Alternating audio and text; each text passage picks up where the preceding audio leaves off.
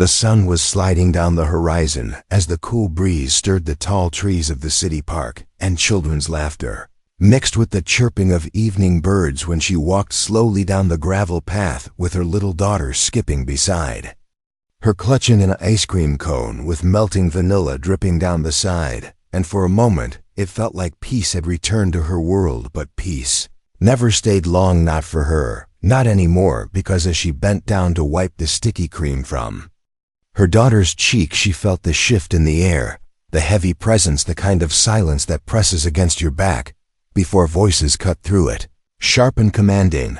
"Ma'am, stop right there," one of the officers called, and she turned, with calm eyes masking the flicker of irritation and the quiet fury that burned beneath her chest, because she had seen this play out too many times before her. Being a single black mother in a park was enough for suspicion in their eyes, and she could feel her daughter's small hand tense in hers too.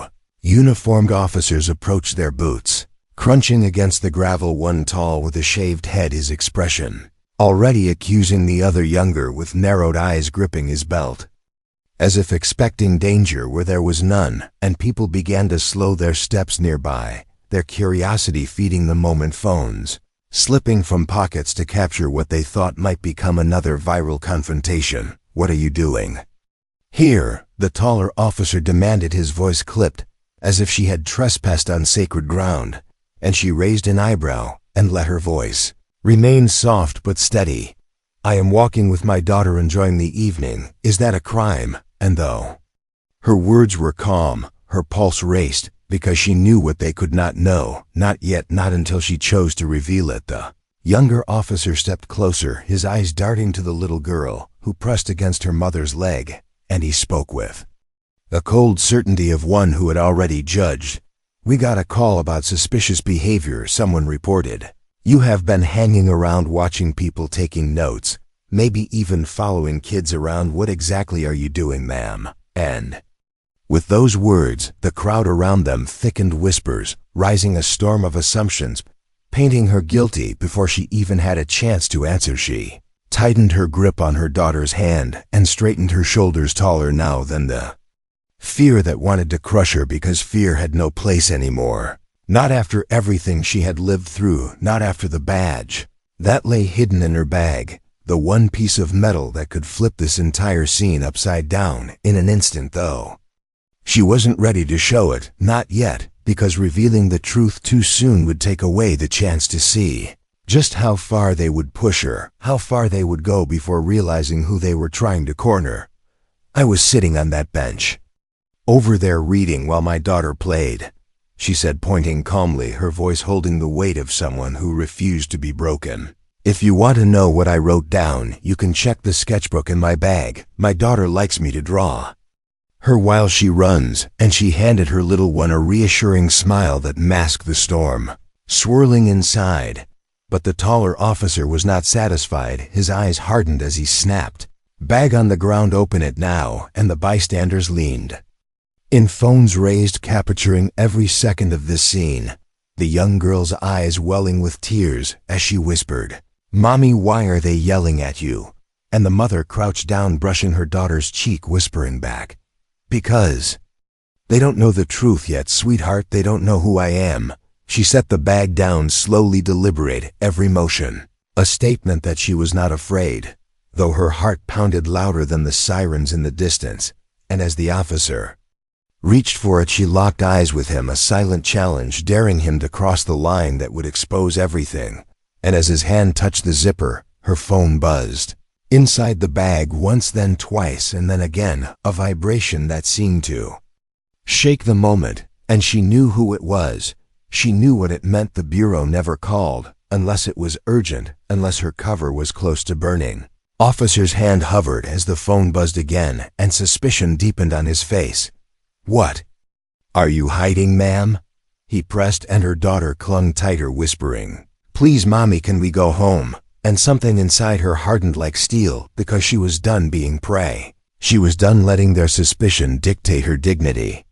And though she had not planned to reveal herself tonight, the moment was no longer in her control. She reached into the bag before the officer could, and pulled out the phone, answering with a low, measured tone. "Yes, this is Agent Williams," and the silence that followed was heavy, the officers freezing mid-step, the crowd gasping, some lowering their phones, unsure of what they had just heard, but knowing instinctively that the ground beneath the moment had shifted. She spoke into the phone, her voice steady though her pulse thundered. "Yes, I can talk. I am currently in the field." And she watched the confusion ripple across the officers' faces, their authority crumbling under the sudden weight of uncertainty, because everything they thought they knew about her was unraveling before their eyes, and her daughter squeezed her hand, not understanding the words but sensing the shift, the power in her mother's voice, and as she ended the call, sliding the phone back into the bag, she looked directly into the officer's eyes, her voice quiet but sharper than any blade.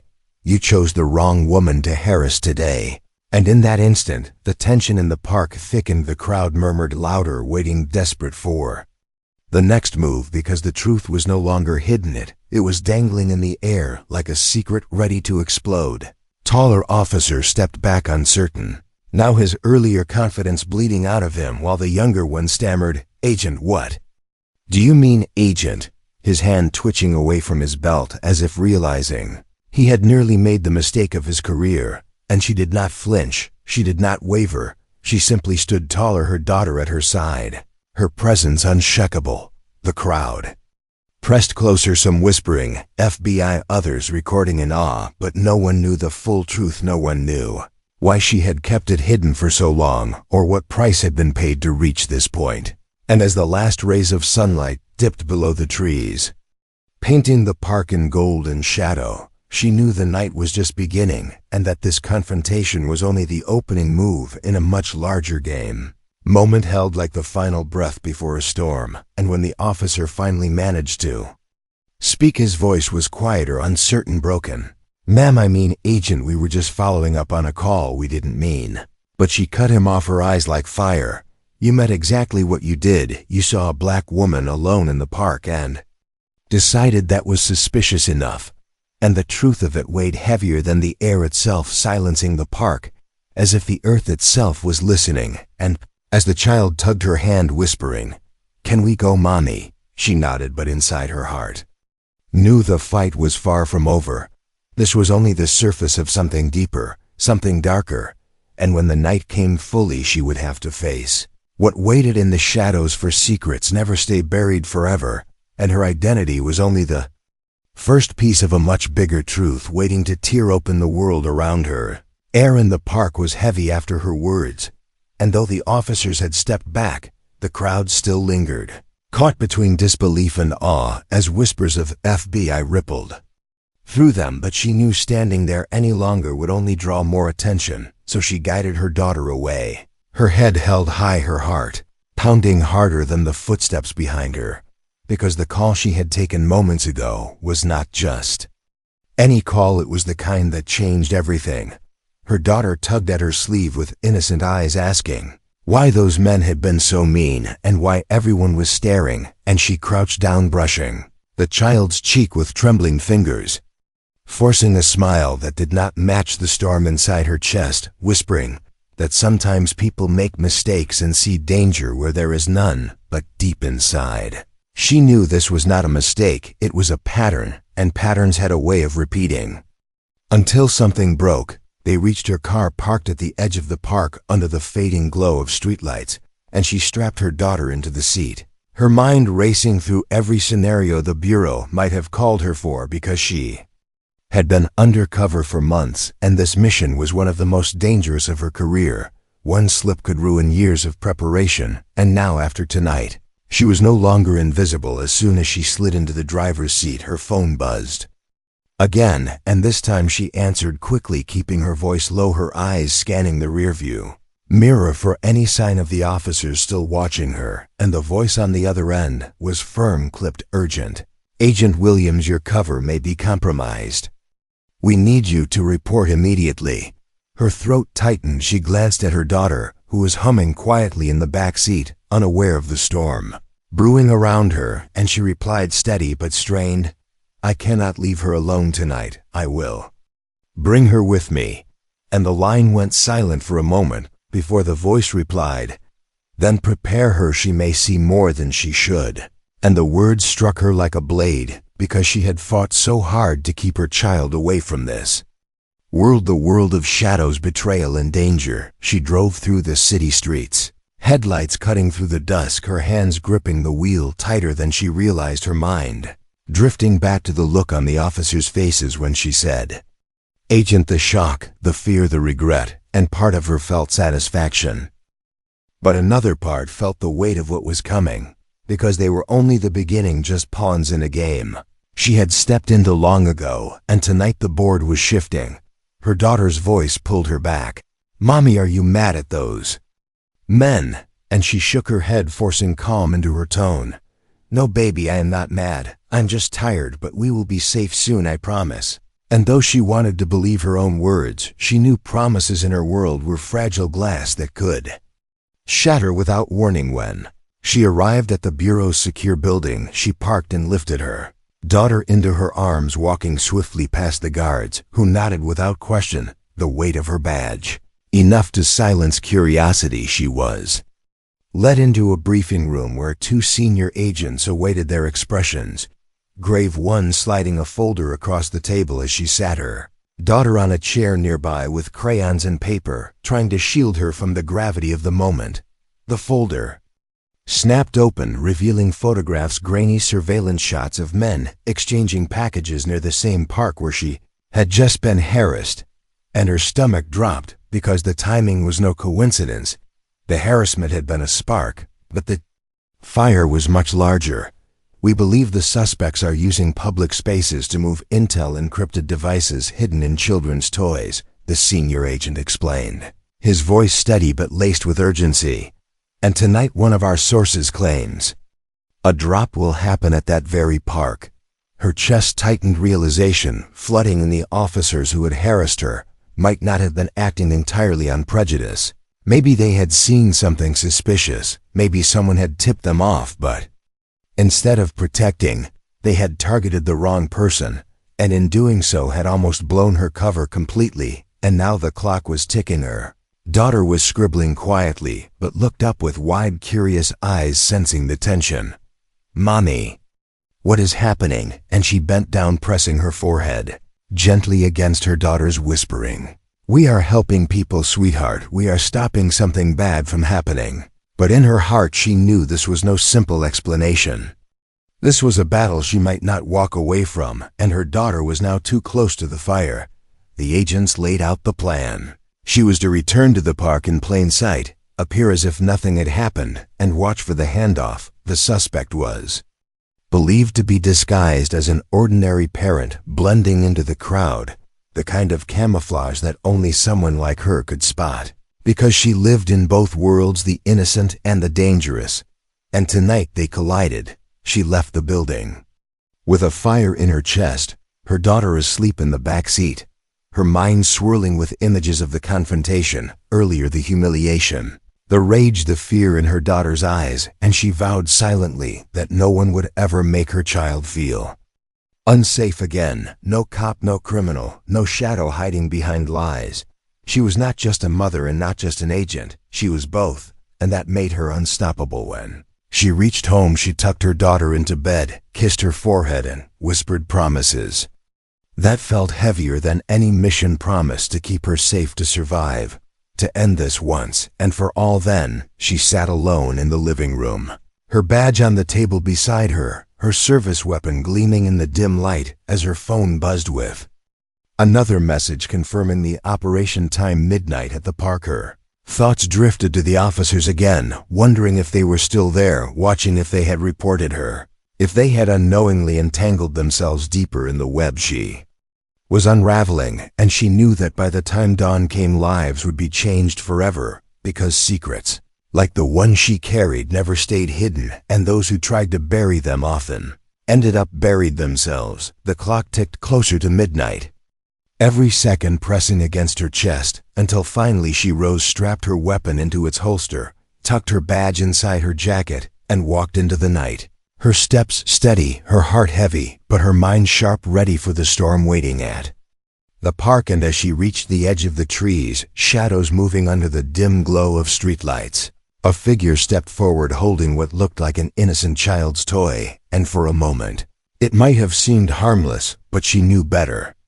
She knew the kind of poison that could hide behind smiles and plastic, and she whispered to herself a promise meant for her daughter sleeping miles away. They will never win, not while I breathe.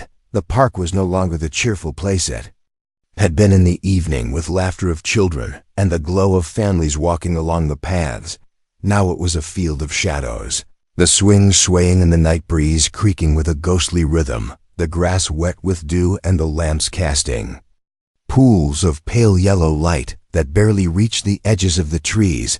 She moved through the silence, her every step measured her senses, sharpened her body tense with the knowledge that one wrong move tonight could destroy everything. She paused near the bench where hours ago she had been accused and humiliated by the officers, and the memory burned like fire in her veins. But she forced her breathing steady, because tonight was not about anger, tonight was about survival, about proving that the role she carried, the badge in her jacket, was more than just a secret. It was a shield. It was her daughter's safety. It was her revenge against every eye that had doubted her strength. The figure appeared just as the intelligence had said, moving slowly into the circle of light near the playground, holding what looked like an ordinary stuffed toy, a rabbit with floppy ears.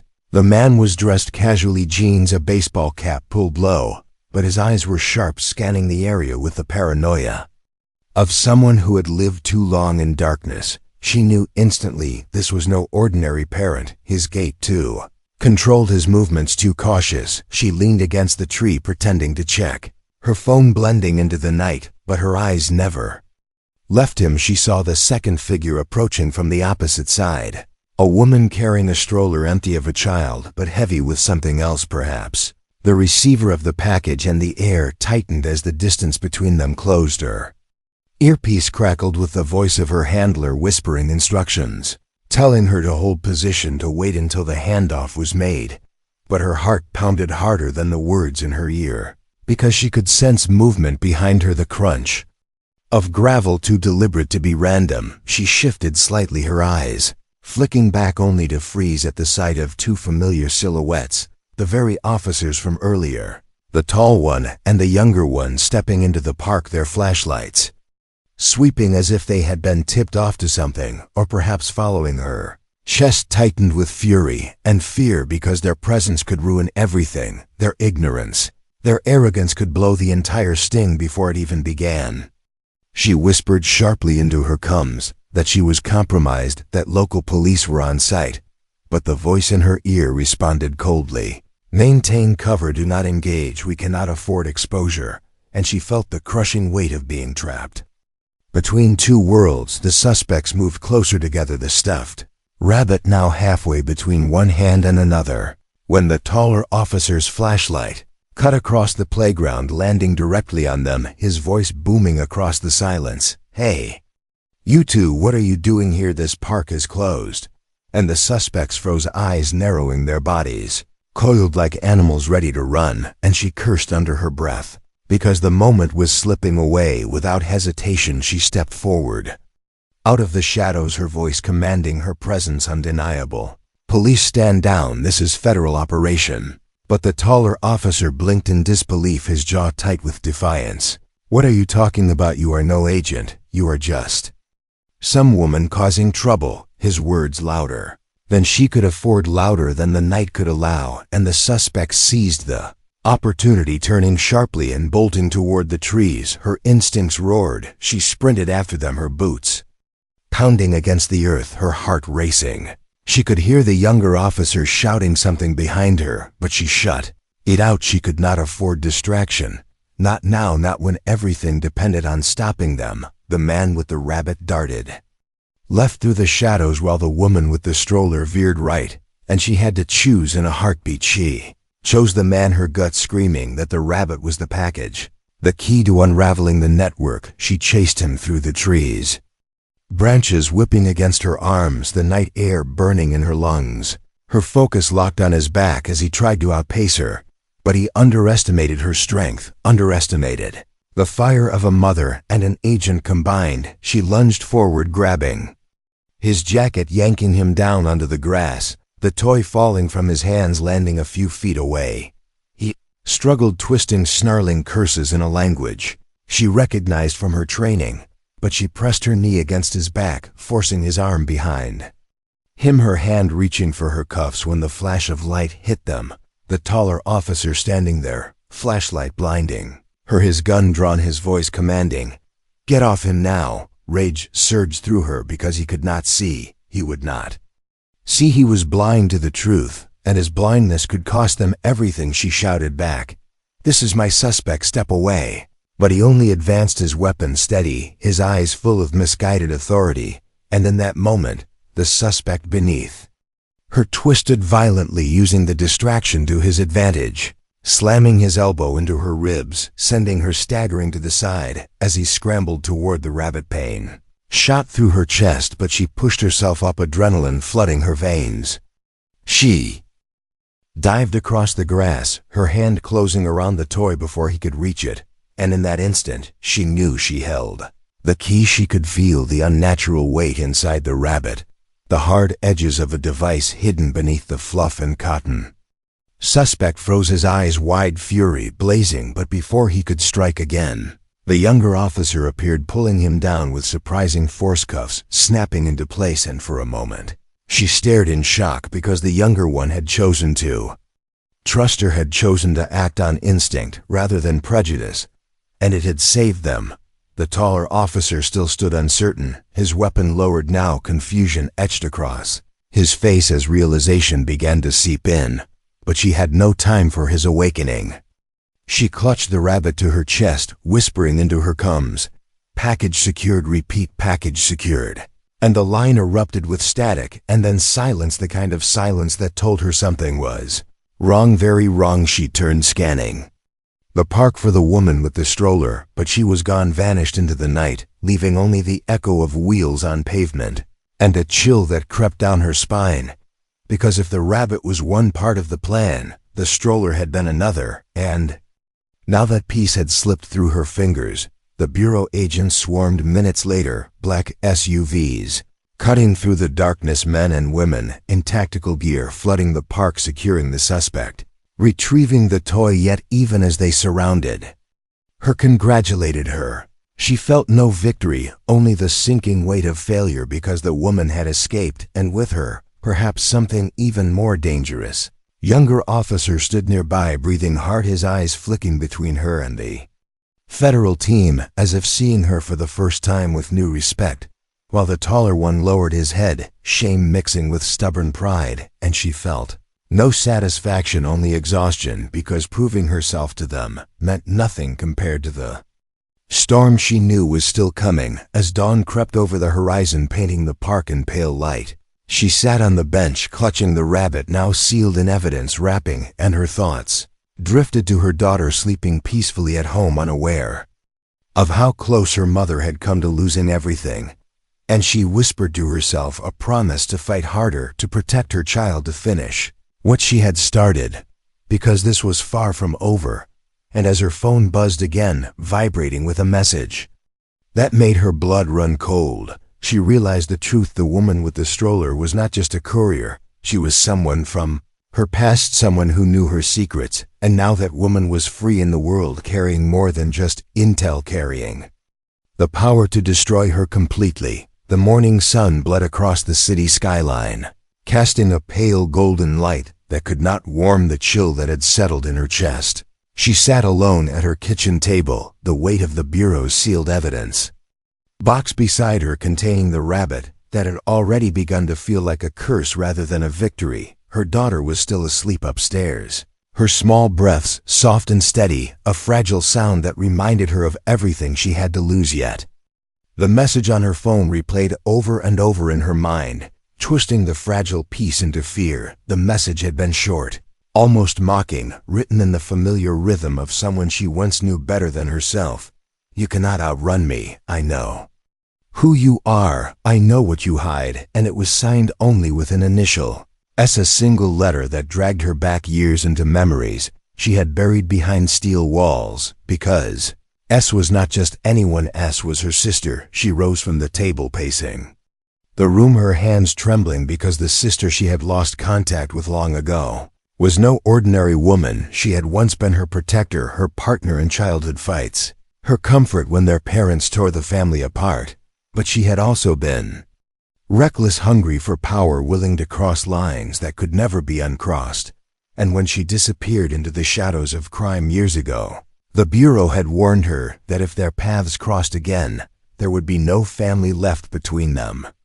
Only enemies. Her phone buzzed again, another message, this one darker. You took what was mine, now I will take what is yours. Meet me where it all began, or she will learn the truth before you are ready. And she froze, the air in her lungs refusing to move because she knew instantly who the she in the message was, her daughter.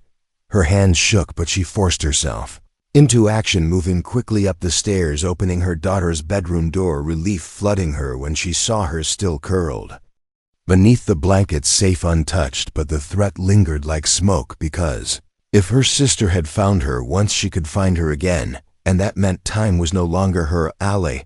She called, her handler voice tight with fury, demanding answers, asking why no one had told her that her sister was involved. But the response came back sharp and unapologetic. We did not know until last night. She has been operating under different names, different masks. She is one of the best we have ever tracked, but now she has made it personal, and that makes her dangerous. And those words only deepened the ache in her chest, because she did not want to see her sister as an enemy. Yet the reality was already in motion. By afternoon, she was back at Bureau headquarters, sitting in a sterile room with walls that seemed to close in around her, the evidence box on the table, the rabbit dissected to reveal the device inside. A small encrypted hard drive pulsing with secrets and codes her sister had risked everything to protect. But instead of triumph, she felt dread, because for every secret inside the drive, there were 10 more her sister carried in her mind, secrets that could burn not just the Bureau, but her entire life. Her daughter was placed under protective watch in a safe house guarded by trusted agents, though her heart ached at the separation. The little girl's tears staining her jacket as she promised she would come back soon, the promise heavier than any oath she had ever sworn, because promises to a child were sacred, unbreakable, and she knew if she failed tonight, she would never forgive herself. That night she drove to the place mentioned in the message, a broken-down warehouse near the docks where she and her sister had once played as children, sneaking away from the chaos of their home to create secret worlds in the shadows. And now that same place had become the battlefield for their reunion, her headlights cutting through the fog as the building loomed before her, its windows shattered, its roof sagging like an old wound that refused to heal inside. The warehouse, the air smelled of rust and salt water, leaking through cracks, the echoes of the past clinging to the walls. She stepped carefully, her hand resting near her weapon, but her heart heavy with the hope that maybe, just maybe, her sister would still be the girl she once loved, and not the woman the Bureau painted as a criminal mastermind. A voice drifted from the shadows, smooth, mocking, but threaded with pain. You came, I wasn't sure you would choose me over them. And she turned, her eyes adjusting to the dim light, until she saw her sister step forward, tall, lean, her face sharp with time, but her eyes still carrying the same fire of their youth, though now it was tainted with something darker, bitterness, betrayal, a hunger for revenge. She spoke carefully, her voice trembling. You should have stayed hidden, you should not have brought her into this. She is just a child. But her sister only laughed, a sound that echoed off the walls, bitter and broken. Just a child like we once were, when no one protected us, when the world chewed us up and spat us out. You think you saved yourself by joining them, by hiding behind a badge, but you are still their pawn while I became my own master. The words cut deep, but she held her ground, her jaw tight, her voice sharper now. You became a criminal. You put yourself above everyone else. You risked innocent lives for power. And her sister stepped closer, her eyes narrowing. And you became their slave, trading your soul for their cause, while pretending it was for justice. Tell me, sister, is it really about justice, or about proving to yourself that you were not weak like the rest of us? The silence stretched between them, heavy with years of buried pain and broken trust until finally her sister pulled something from her jacket. Not a weapon, but a photograph worn and creased, showing them as children smiling. Arm in arm, their faces lit with innocence long before the world divided them, and she felt her throat tighten, her heart breaking with the memory of what they had lost. But before she could answer, movements stirred in the shadows behind her figures. Emerging, armed, masked, not bureau, not police, but mercenaries, and she realized with a sinking dread that this was not just a meeting, it was a trap. Her sister had brought her here, not just to talk but to test her, to see if blood was stronger than loyalty. Her sister's voice softened for the first time, pain flickering in her eyes. You can walk away with me now. We can take her, your daughter, and disappear into a world where no one owns us, no bureau, no badge, only us, like it should have been from the beginning. And the offer twisted her heart, because it was tempting, the idea of escape, of freedom, of keeping her daughter safe. But she knew it was a lie, because running with her sister meant raising her daughter in the shadows, teaching her to hide, to betray, to survive instead of to live. She stepped back, shaking her head, her voice steady though her heart was breaking. I cannot do that. She deserves light, not darkness. She deserves truth, not lies. And the mercenaries shifted, ready for violence, her sister's expression hardening once again. The fragile glimmer of love extinguished, replaced by the cold mask of an enemy. The standoff stretched like a blade waiting to fall, until suddenly the sound of sirens. The distance, red and blue lights flashing against the broken windows, and her sister cursed, her voice sharp with betrayal. You brought them here, you always choose them over me. And in the chaos, the mercenaries opened fire, bullets shattering wood and glass as she dove behind a crate, her weapon drawn, her heart pounding with the knowledge that the battle she had feared was no longer coming, it was here. And as the warehouse erupted into violence, as shadows and light collided, she knew one truth would remain. No matter how the night ended, there would be no going back. The sister she loved was gone, and the enemy she faced was the woman who carried her blood. The warehouse was chaos, the air split with the deafening crack of gunfire, the metallic smell of bullets mixing with rust and dust as splinters rained from shattered crates. She pressed herself low to the ground, her weapon tight in her hand, her heart beating like a war drum in her chest, the red and blue flashes from outside slicing through the darkness in strobe like bursts that illuminated faces twisted with rage and fear. Her sister stood in the center, her posture commanding even in the storm, her voice cutting through the noise as she barked orders to the mercenaries who moved with ruthless efficiency, bullets ricocheting off metal beams, sparks scattering like fireflies in a nightmare. She wanted to call out to her one last time, to beg her to stop, to remember who they once were, but every word stuck in her throat because the sister she knew was gone, replaced by a stranger wearing her face. She rolled behind a concrete pillar, raising her weapon, returning fire with precision. Two mercenaries dropping, but more filling the gaps like shadows multiplying. The bureau agents stormed the entrance, shouting commands, their tactical gear gleaming under the strobes, and for a brief moment, she felt hope that maybe, just maybe, this would end quickly. But then she saw her sister slip through the chaos, her eyes locking with hers for one fleeting second, before disappearing into the maze of stairwells that led deeper into the building. Instinct screamed she could not let her escape, not now, not when the truth was so close. She shouted into her cums that she was pursuing target Alpha, and then she ran, weaving through gunfire, her boots pounding against the concrete, chasing the silhouette of the woman who had once held her hand through childhood storms. The stairwell was dim, the smell of mildew strong, the sound of footsteps echoing ahead, sharp and fast. She climbed 2 steps at a time, her breath burning in her lungs, her weapon ready, her mind flashing through every memory of their past, every fight, every embrace, every betrayal, until she reached the top floor, where the walls opened into a wide platform overlooking the docks, the broken windows letting in the salt-filled air, the water below glistening like ink under the moon. Her sister stood there, her hair wild in the wind, a gun in her hand, pointed not at her, but at something dangling over the edge, and her heart stopped because hanging by a rope tied cruelly to a beam was a small figure, Her child eyes wide with terror, gagged, struggling to breathe. The world collapsed. Around her, the sound of gunfire below drowned out by the roar in her ears. She raised her weapon, her voice raw and trembling. "Let her go, she has nothing to do with this." But her sister only smiled, a smile full of pain and vengeance.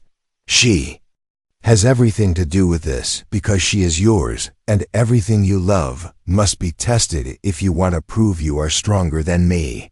Her knees almost buckled the sight of her daughter hanging there, ripping through every layer of steel she had built around herself, but she forced her body steady. Her hands unshaking, though her heart was breaking, she tried. Reason, her voice softer, pleading. "So we can end this together. You do not need to hurt her. You are still my sister, and I am still yours." But her sister's eyes gleamed with tears, unshed, her voice cracking with fury. "Sister died years ago when you chose them over me, when you chose the badge over blood. Now I will show you what your loyalty costs." And she pulled the rope tighter, the child crying out, muffled by the gag, her small legs kicking wildly against the void. Time slowed, every second stretching like eternity. She calculated every angle, every step, every chance. She had to save her daughter and still stop her sister, but every option risked losing one or the other. And she felt the crushing truth pressing down, that maybe she could not save both. Maybe she would have to choose. Her comes crackled, the handler's voice, demanding status. Backup footsteps rushing closer, but she muted it. She shut it out because this moment was hers alone, not the bureau's, not the world's, just hers and her sister's, and the child caught between them. She raised her weapon, her finger hovering near the trigger, her voice steady but filled with desperation. "If you hurt her, there's no coming back. This is your last chance to prove there is still something left of us." Her sister's hand trembled, the mask of strength cracking for a heartbeat, as if deep inside the little girl she once was still lived, still remembered the promises they made to protect each other. But then the mask returned, harder, colder, and she shouted through gritted teeth, "Then choose me or choose her." The footsteps grew closer, bureau agents storming the stairwell, weapons raised. But her sister screamed at them to stop, or the child would fall, and they froze the air, electric with tension, all eyes on her. The woman caught between blood and duty, between past and future, between love and survival. Her mind raced, and then clarity struck her like lightning. Realization that her sister thrived on control, on forcing choices that destroyed, and the only way to beat her was to take control back. She lowered her weapon, slowly letting it clatter to the floor, the sound echoing like a final bell. She raised her hands, her voice calm, softer than it had ever been. "You win, sis. You always wanted me to admit you were stronger. You always wanted me to kneel. So here I am, just let her go, and you can take me instead." The mercenaries hesitated, confusion flickering, but her sister's eyes widened, a storm of emotion swirling inside. Triumph, anger, doubt. She stepped closer, gun still trembling, her voice unsteady. "You would really give up your life for hers?" And she nodded, tears burning in her eyes. "She is innocent. She deserves a life better than ours. If you want to punish me, do it, but do not make her pay for our pain." For a heartbeat, silence reigned, the only sound the waves crashing against the docks and the ragged breaths of the child. And in that silence, something broke inside. Her sister, her hand trembling so violently, the gun nearly slipped from her grip, her lips parting as if to speak, but before she could, the younger officer burst into the room, moving faster than thought, tackling her sister from the side.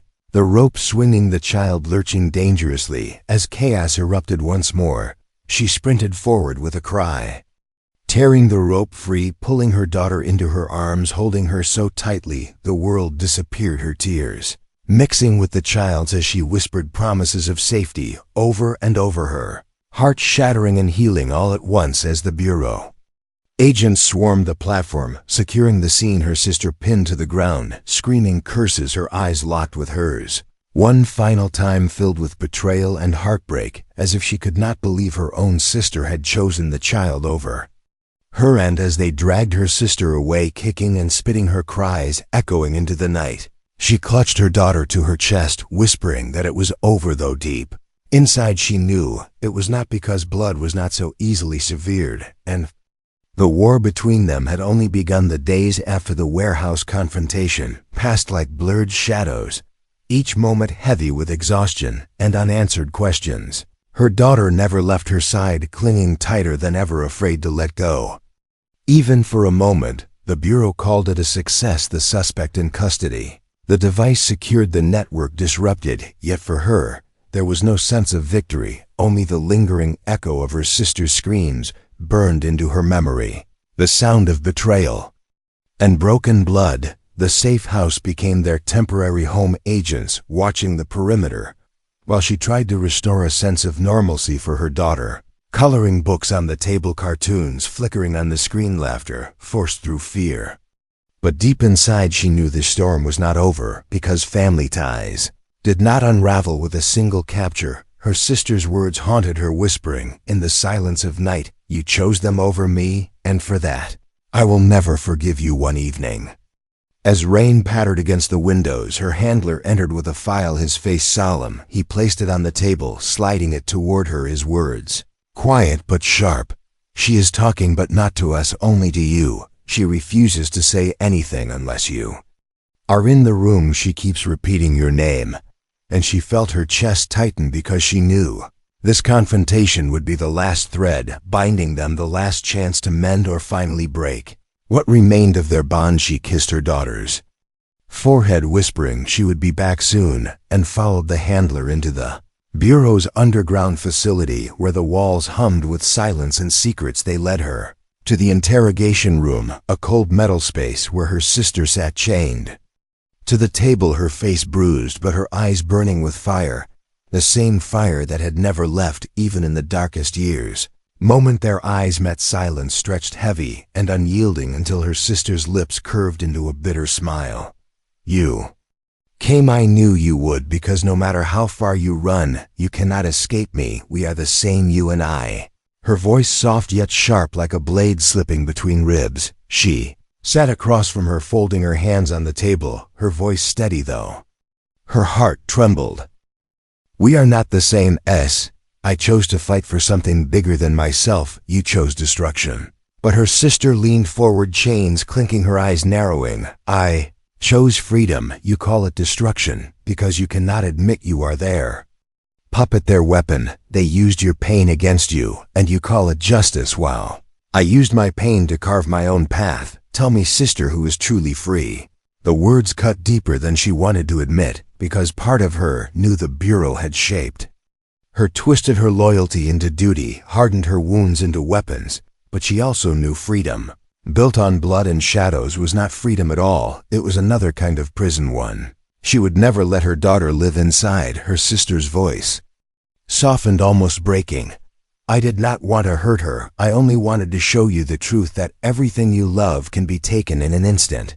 I wanted you to see that your badge cannot protect her. Only I can, because I know this world. I know its cruelty." And for a moment, the mask cracked. The little girl she once loved flickering through the hardened shell, and she felt tears burning in her eyes. But she forced her voice steady. "You lost your chance to protect me long ago, and you will not take hers away from me. She is mine to protect, mine to love, mine to raise in the light. You chose the dark, and I cannot follow you there." The silence that followed was heavy, suffocating, until her sister laughed bitterly, shaking her head. "Then you have already lost, because the dark is coming for you, and when it does, your Bureau will abandon you like they always do, and she will be left alone, like we were." Her voice dripping with venom, her eyes glistening with grief and rage. Guards moved to take her away, but she raised a hand, stopping them, leaning closer, her voice sharp but filled with sorrow. "You are wrong. She will never be alone, because I will never leave her. I will burn this world to keep her safe if I must. But I will never let her walk the path we were forced to walk." And with those words, she stood, turning her back on her sister for the first time, truly letting go of the bond that had once defined her life. Her sister's voice followed her out of the room, echoing with fury and pain. "You cannot erase me. You cannot erase blood. I will come back for you. I will come back for her." But she did not look back. because she knew looking back would break her resolve, and she could not afford to break. Not now, not ever.